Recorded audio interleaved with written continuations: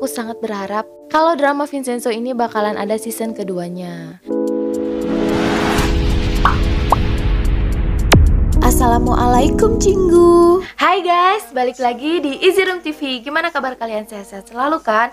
Kali ini aku bakalan bahas drama Vincenzo episode 20 yang merupakan episode final dalam drama ini. Kita langsung aja yuk ke pembahasannya. Jangan di skip video ini karena sepanjang apapun video aku pasti berisi informasi yang penting buat kalian semua. Jangan lupa subscribe, nyalakan lonceng notifikasinya. Check it out. Aku bikin review ini buat yang belum sempat nonton drama Vincenzo episode 20. Episode ini adalah episode terakhir dalam drama ini. Episode 20 diawali dengan kejadian penembakan Chaeyoung. Setelah menembak Chaeyoung, Jang Han-sok mencoba menembak Vincenzo, tetapi dia dihalangi oleh adiknya. Pada akhirnya, Han-so lah yang ditembak oleh Han-sok si bos Babel. Kemudian Han-sok kabur dari tempat itu setelah menembak adiknya. Vincenzo lalu menelpon rumah sakit untuk cepat-cepat menyelamatkan mereka berdua. Namun sayangnya hanya Chaeyoung yang selamat.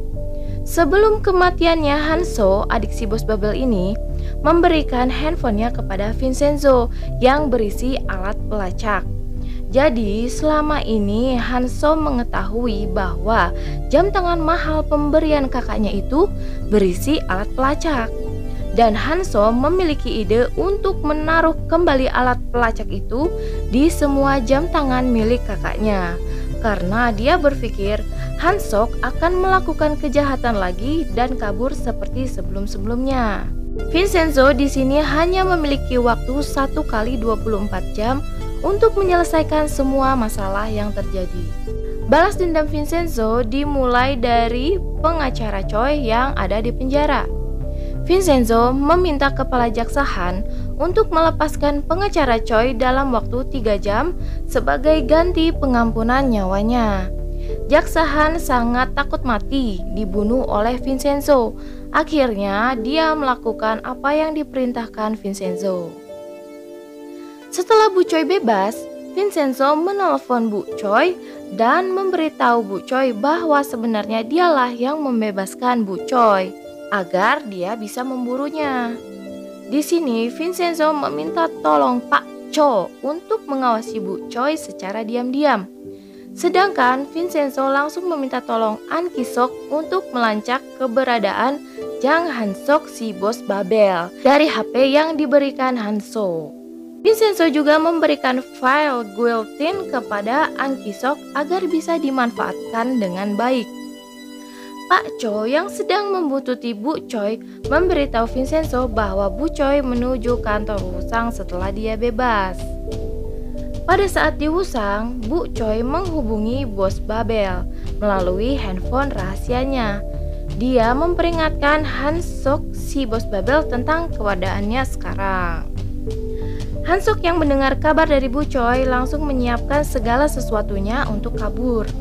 Dia juga meminta Bu Choi untuk mengamankan hartanya di kediaman Han-sok, serta mentransfer uang kepada dirinya dan juga mentransfer uang 5 miliar won ke rekening Bu Choi.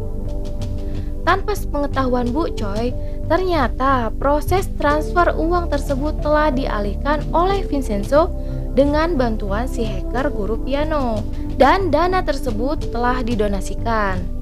Setelah Han-sok mendengar kabar dari Bu Choi bahwa kepala jaksa Han telah berkhianat, dia langsung menuju ke pengadilan Nam-dong-bu bersama orang-orang yang sudah dibayar oleh Han-sok untuk membunuh kepala jaksa Han. Jaksa Han ditusuk atau dibunuh di depan pengadilan Nam-dong-bu oleh pembunuh bayarannya Han-sok. Kemudian Han-sok kabur menuju ke pelabuhan. Sesaat kemudian, Vincenzo baru sampai di pengadilan karena dia mengikuti Han-sok melalui alat pelacak. Dia melihat jaksa Han telah meninggal dengan tragis. Dia tahu itu perbuatan Han-sok dan kemudian Vincenzo berusaha mengejar Han-sok. Namun sayangnya sinyal dari alat pelacak itu terputus karena Han-sok melewati terowongan. Akhirnya, Vincenzo memutuskan untuk menghukum Bu Choi terlebih dahulu. Setelah dari kantor Wusang, Bu Choi bergegas ke kediaman Hansok, tetapi Vincenzo ternyata sudah berada di sana. Ketika dia memanggil pengawal, ternyata para pengawal sudah KO dibereskan oleh Pak Cho. Vincenzo menculik Bu Choi ke sebuah gudang untuk menghukumnya. Vincenzo menghukum Bu Choi dengan melukai kakinya terlebih dahulu dan kemudian dia dibakar hidup-hidup. Setelah lokasi Hansok sudah terhubung kembali, An Ki-sok meminta para penghuni Gemka untuk menghadang di pelabuhan. Terjadilah pertarungan di sana. Pada pertarungan tersebut, Pak Lee yang berusaha menghalangi Hansok terkena tusukan. Vincenzo pun datang dan berhasil melumpuhkan Hansok dengan tembakan. Para penghuni Gemka sebisa mungkin berusaha menyelamatkan Pak Lee. Namun polisi datang untuk menangkap Vincenzo dan Hansok karena pada saat penculikan Bu Choi, Vincenzo sempat tertangkap CCTV. Kemudian para penghuni Plaza Gemka menyuruh Vincenzo cepat-cepat kabur dan membawa Hansok agar tidak tertangkap polisi. Mereka ingin Vincenzo saja yang menghakimi Hansok. Setelah berhasil lolos, Vincenzo membawa Hansok yang pingsan ke sebuah gudang untuk menghakiminya. Vincenzo menghukumnya dengan cara yang kejam. Dia menggunakan metode penyiksaan mafia Rusia, yaitu tombak penebus dosa. Jadi, dia menggunakan mata bor otomatis yang sudah disetting untuk membunuhnya secara perlahan dengan waktu yang telah ditentukan. Hansok sempat memohon ampun, tetapi Vincenzo tidak mengabulkannya. Akhirnya, Hansok mati secara mengenaskan dan tubuhnya dimakan oleh burung gagak.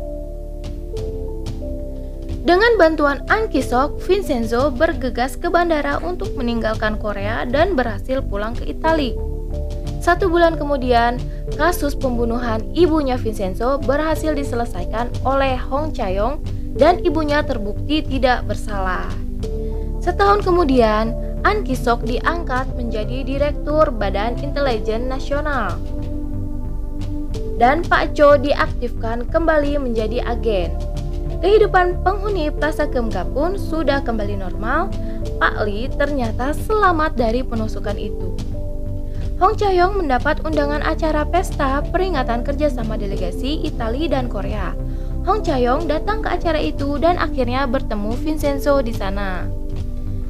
Saat itu, Vincenzo hanya bisa kembali dalam sehari dengan cara membaur dengan para pejabat Italia. Di situ, dia bercerita kepada Hong Chae-yong bahwa dia membeli sebuah pulau kosong dan bersembunyi di sana bersama keluarga Kasano. Dia berterima kasih kepada Hong Chae-yong karena sudah menyediakan tempat untuk menyimpan emasnya di suatu ruangan di rumah Hong Chae-yong. Dan setelah itu, Vincenzo berjanji akan membawa Chae-yong ke pulau miliknya. Dan dia bilang sudah menyiapkan kamar untuk Chae-yong di sana. Dan setelah itu terjadilah adegan yang kalian tunggu-tunggu, yaitu adegan ya kalian bisa tebak sendirilah adegannya apa. Oke, itu tadi review tentang episode 20. Mudah-mudahan dapat membantu kalian. Kalau menurut aku sih film ini tuh keren banget. Dan selain keren juga film ini tuh banyak lucunya. Jadi aku sangat berharap kalau drama Vincenzo ini bakalan ada season keduanya. Segitu aja dulu dari aku. Jangan lupa subscribe, nyalakan lonceng notifikasinya. Sampai ketemu di video aku selanjutnya. Krom kamsahamnida.